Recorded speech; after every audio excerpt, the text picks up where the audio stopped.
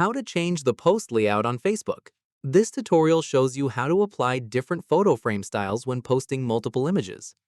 First, open the Facebook app on their device. After that, tap on What's on Your Mind at the top of your feed to start a new post. From there, tap on the photo icon to add images. At this point, select 2 or more photos from your gallery. In the next step, once added, scroll down within the Post Composer to find the layout options. Following this, you'll see a few different frame and grid styles to choose from.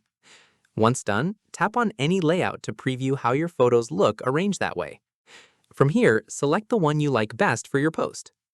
At this stage, keep in mind this layout feature isn't available to every account, since Facebook rolls it out gradually rather than to all users at once. Keep in mind if you don't see this option, your composer may only support the standard grid display without customizable frames. Finally, tap Post once you're happy with your chosen photo layout. And that's it. If this guide helped you change the post layout on Facebook, give it a like, subscribe for more Android tutorials, and tap the bell icon for updates. See you in the next one.